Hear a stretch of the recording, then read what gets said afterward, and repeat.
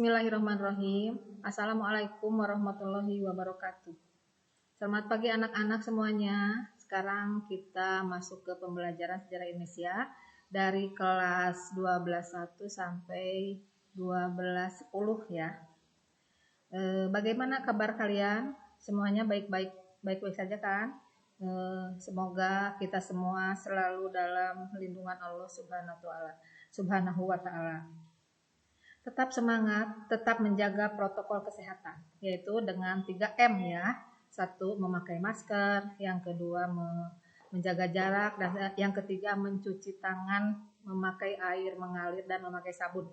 Itu kita harus selalu jaga untuk mengantisipasi dan memutus rantai penyebaran virus COVID-19. Kemarin sudah belajar mengenai akhir dari Orde Baru dan memasuki masa reformasi ya. Sebelum kita mulai ke pembelajaran awal, marilah kita semua berdoa. Berdoa dimulai.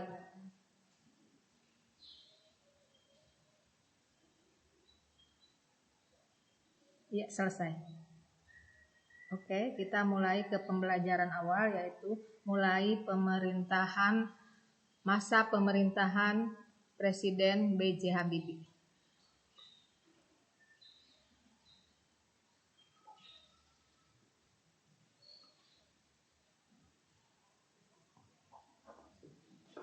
Ya, kehidupan politik dan ekonomi pada masa awal reformasi. 1. Masa pemerintahan B.J. Habibie.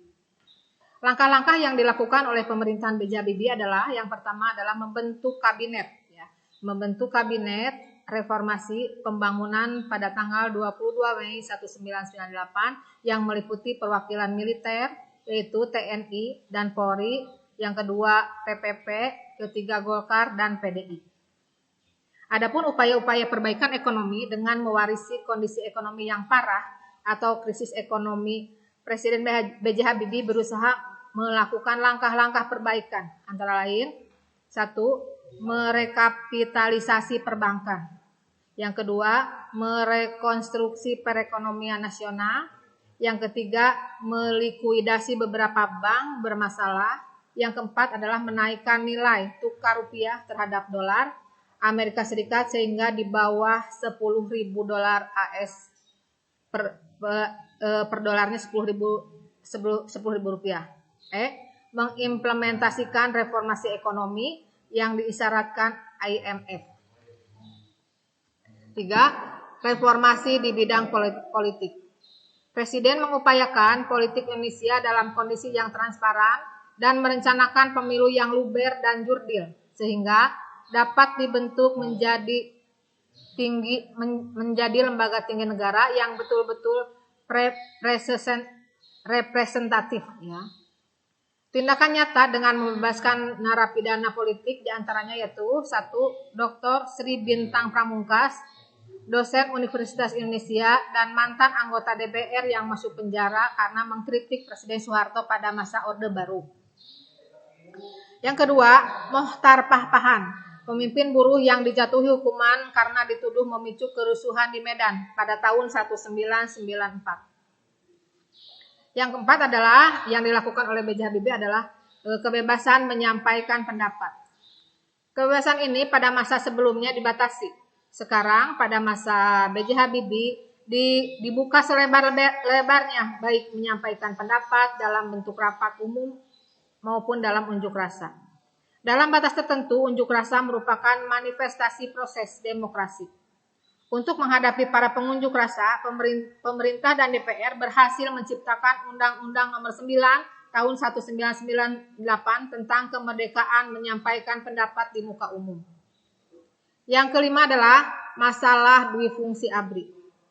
Gugatan terhadap peran duifungsi ABRI, maka petinggi militer bergegas melakukan reorientasi dan reposisi peran sosial politik selama ini dengan melakukan reformasi diri melalui rumusan paradigma baru yaitu menarik diri dari berbagai kegiatan politik. Ya, jadi pada masa Habibie, ABRI tidak lagi mempunyai dua fungsi ya, yang awalnya mempunyai fungsi satu orang bisa memegang 2 jabatan sekaligus ya.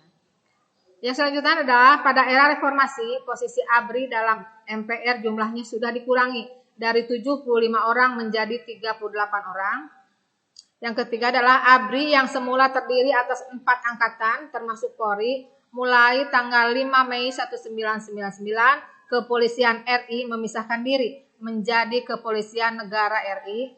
Istilah ABRI berubah menjadi TNI, yaitu TNI yaitu terdiri dari Angkatan Darat, Laut, dan Udara. Reformasi di bidang hukum, pemerintah dan DPR merupakan kunci untuk membongkar dan mereformasi hukum.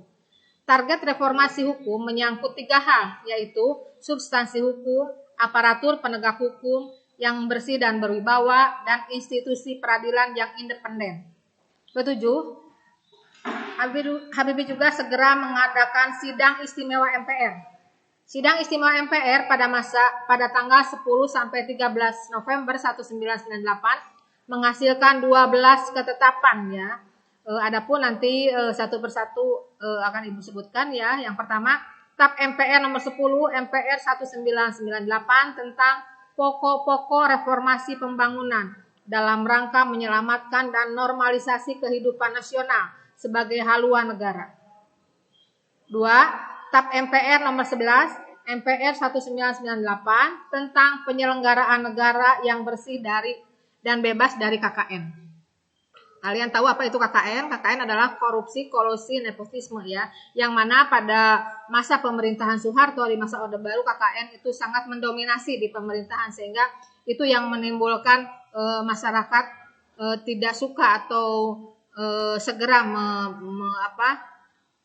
menyuruh Soeharto untuk segera lengser dari jabatan presiden karena maraknya proses KKN, korupsi, kolusi, dan nepotisme. Yang ketiga adalah TAP MPR nomor 14 ya, MPR 1998 tentang pembatasan masa jabatan presiden dan wakil presiden Republik Indonesia.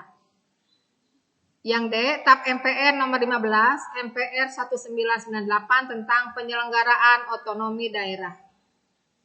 Selanjutnya, TAP MPR nomor 16 MPR 1998 tentang politik ekonomi dalam rangka demokrasi ekonomi. F, TAP MPR nomor 17 garing MPR garing 1998 tentang hak asasi manusia. G, TAP MPR nomor 7 MPR garis miring MPR garis miring 1998 tentang perubahan dan tambahan atas TAP MPR nomor 1 garis miring MPR garis miring 1983 tentang peraturan tata tertib MPR sebagaimana telah beberapa kali dirubah dan ditambah dengan ketetapan MPR yang terakhir yaitu nomor 1 garis miring MPR 1998. H, TAP MPR nomor 14 MPR garis miring MPR garing 1998 tentang perubahan penambahan atas TAP MPR nomor 3 MPR 1998 tentang pemilu. Selanjutnya TAP MPR nomor 3 garis miring 5 garis miring MPR garis miring 1998 tentang mencabut TAP MPR nomor 4 garis miring MPR garis miring 1982 tentang referendum. TAP MPR nomor 9 garis miring MPR 1998 tentang mencabut TAP MPR nomor 2 garis miring MPR garis miring 1998 tentang GBHN.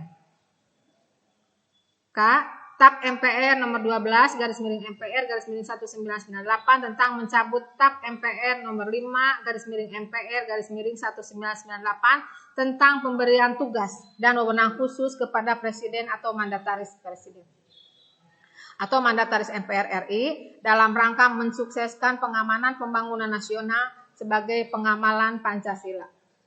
TAP MPR nomor 18 garis miring MPR 1998 tentang mencabut TAP MPR nomor 2 MPR 1978 tentang pedoman penghayatan dan pengamalan Pancasila atau Eka Prasetya Pancakarsa dan menetapkan tentang penegasan Pancasila sebagai dasar negara. Ya itulah TAP MPR yang dibuat pada masa awal pemerintahan B.J. Habibie. Yang ke-8 adalah agenda pemilihan umum tahun 1999. Presiden B.J. Habibie menetapkan tanggal 7 Juni 1999 sebagai waktu pelaksanaan pemilihan umum. DPR berhasil menetapkan 3 undang-undang politik baru yang diratifikasi pada tanggal 1 Februari 1999 oleh Presiden B.J. Habibie, yaitu 1. Undang-undang partai politik, 2. Undang-undang pemilihan umum, dan 3. Undang-undang susunan serta kedudukan MPR, DPR, dan DPRD. Adanya undang-undang politik tersebut menggairahkan kehidupan politik di Indonesia, sehingga muncul partai-partai politik yang jumlahnya cukup banyak. Tidak kurang dari 112 partai politik yang lahir dan mendaftar ke Departemen Kehakiman. Namun, setelah seleksi, hanya 48 partai politik yang berhak mengikuti pemilu. 9.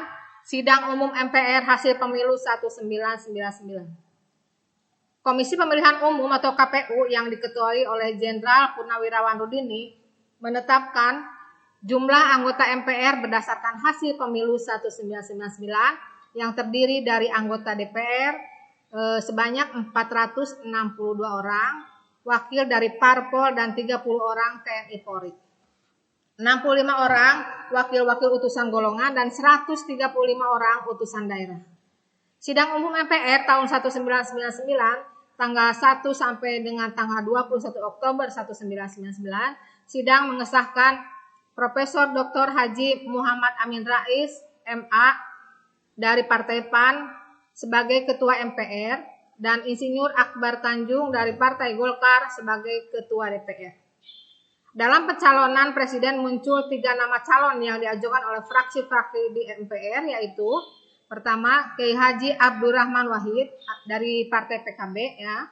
Kedua, Megawati Soekarno Putri dari Partai PDIP, ya. Dan yang ketiga adalah Profesor Dr. Yusril Ihsa Mahendra, SH MSc, yaitu dari Partai PBB.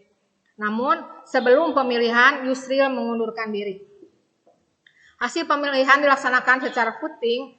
Kiai Haji Abdurrahman Wahid mendapat 373 suara, Megawati mendapat 313 suara, dan 5 abstain. Dalam pemilihan wakil presiden dengan calon Megawati Soekarno Putri dari PDIP dan Dr. Hamzahas dari P3 dimenangkan oleh Megawati Soekarno Putri. Itulah masa-masa pemerintahan B.J. Habibie, ya. Apabila ada yang mau bertanya, silakan kalian chat ke WA Ibu, ya. Boleh melalui grup kelas, grup mapel, ya, grup mapel. Yang kedua adalah masa pemerintahan Kiai Haji Abdurrahman Wahid, ya. Langkah-langkah kebijakan pemerintahan Abdurrahman Wahid adalah 1. Meneruskan kehidupan demokrasi seperti pemerintahan sebelumnya, itu memberikan kebebasan pendapat di kalangan masyarakat minoritas, kebebasan beragama, memperbolehkan kembali penyelenggaraan budaya Tionghoa. 2. Merestrukturisasi lembaga pemerintah seperti menghapus departemen yang dianggap tidak efisien atau menghilangkan Departemen Penerangan dan Sosial untuk mengurangi pengeluaran anggaran, membentuk Dewan Keamanan Ekonomi Nasional. 3. Ingin memanfaatkan jabatannya sebagai Panglima tertinggi dalam militer dengan mencopot Kapolri yang dijabat oleh Rusman Hadi karena tidak sejalan dengan keinginan Gus Dur pada saat itu, ya. 4. Pemberian referendum kepada Aceh. Namun, referendum ini menentukan otonomi dan bukan kemerdekaan seperti referendum Timur Timur. Gus Dur juga ingin mengadopsi pendekatan yang lebih lembut terhadap Aceh dan mengurangi jumlah personal militer di negara seram di Mekah tersebut. 5. Pada 30 Desember, Gus Dur mengunjungi Jayapura di Provinsi Irian Jaya. Selama kunjungannya, Abdurrahman Wahid berhasil meyakinkan pemimpin-pemimpin dari Papua bahwa ia mendorong penggunaan nama Papua dan mengizinkan mengibarkan bendera bintang kejora di bawah bendera merah putih. 6.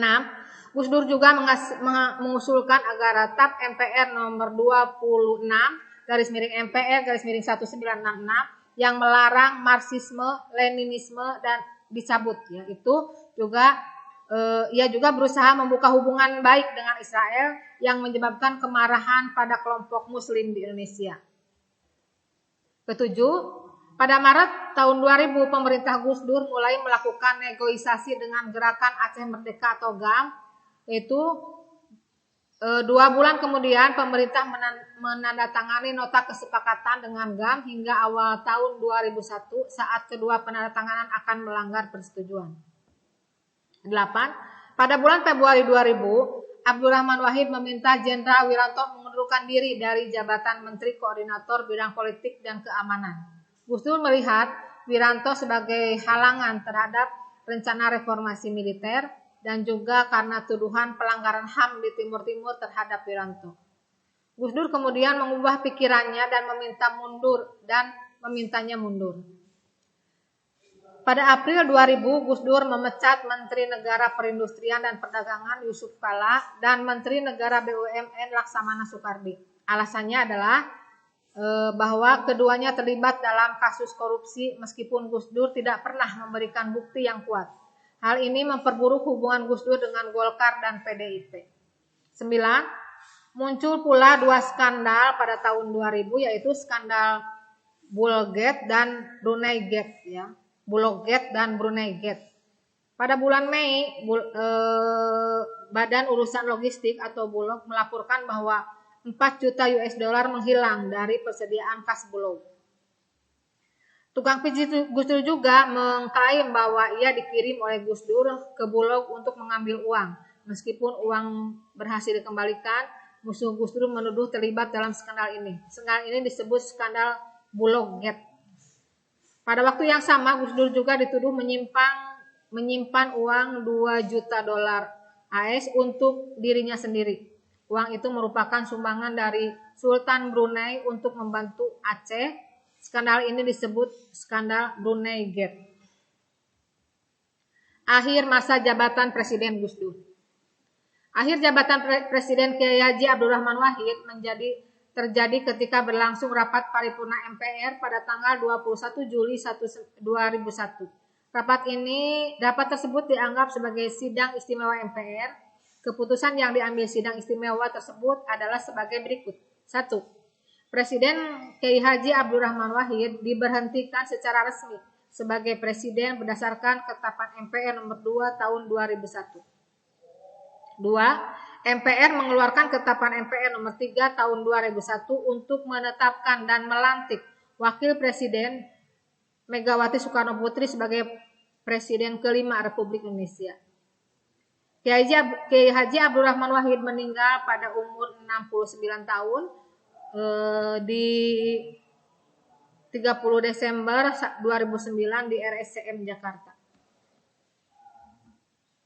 Masa pemerintahan Megawati. Adapun kebijakan-kebijakan yang diambil pada masa pemerintahan Megawati adalah 1. Menunda pembayaran pajak.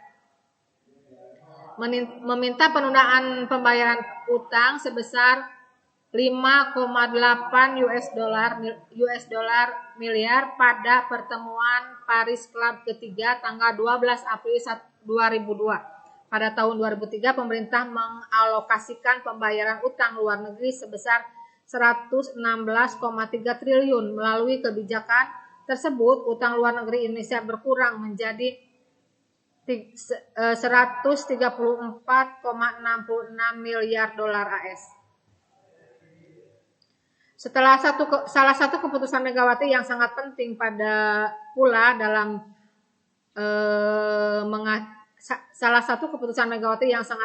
pula bagi Indonesia adalah mengakhiri kerjasamanya dengan IMF. Yang kedua adalah privatisasi BUMN. Pemerintah menjual Indosat pada tahun 2003. Hasil penjualan itu berhasil menaikkan pertumbuhan ekonomi Indonesia menjadi 4,1%. Dan inflasi hanya 5,06%. Faktor yang mendorong penjualan aset Indosat adalah 1. Menutupi kekurangan APBN agar investor terpancing kembali ke Indonesia. 2. kondisi APBN yang minim sehingga tidak memungkinkan pemerintah saat itu untuk menambah peralatan tempur TNI.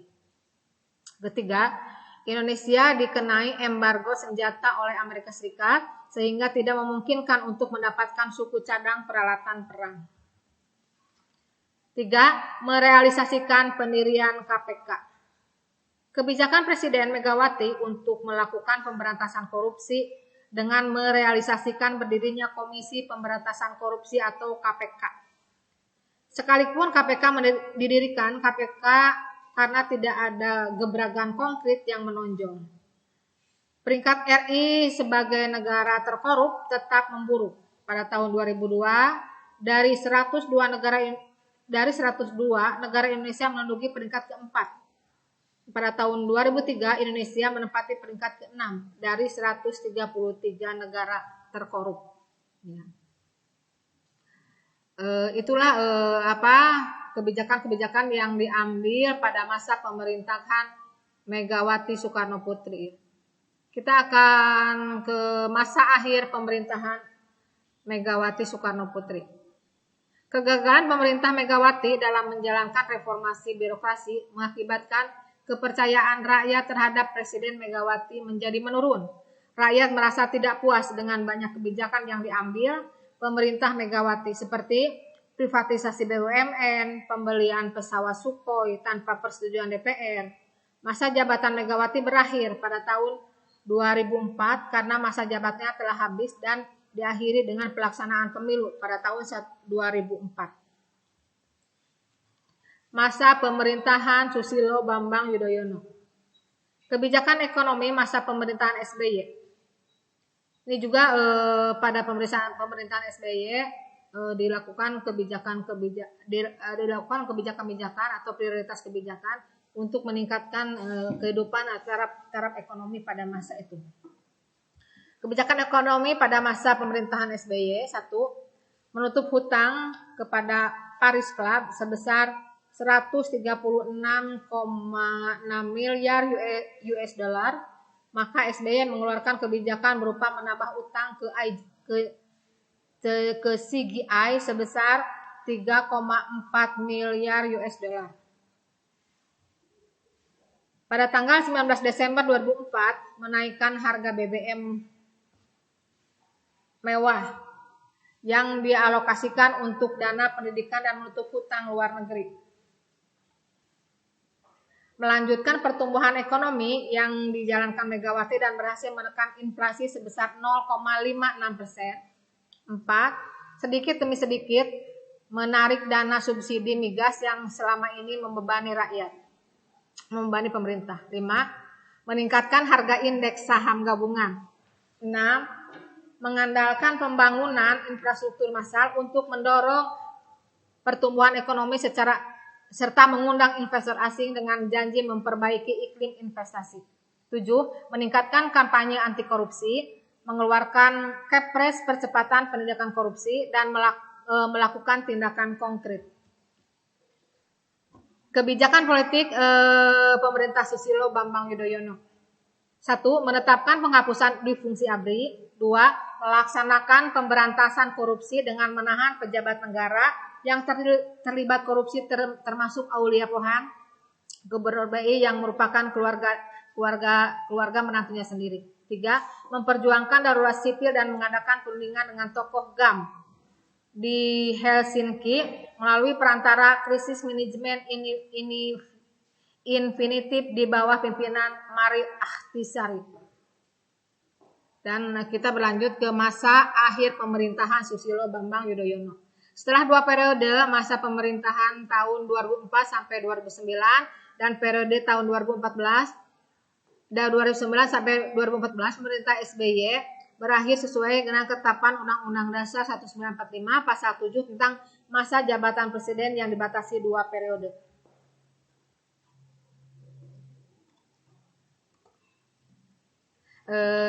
Mungkin sekian dulu ya pembahasan untuk sejarah Indonesia.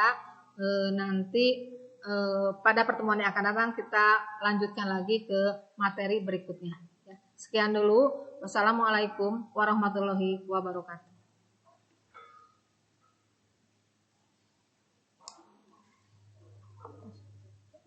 aja.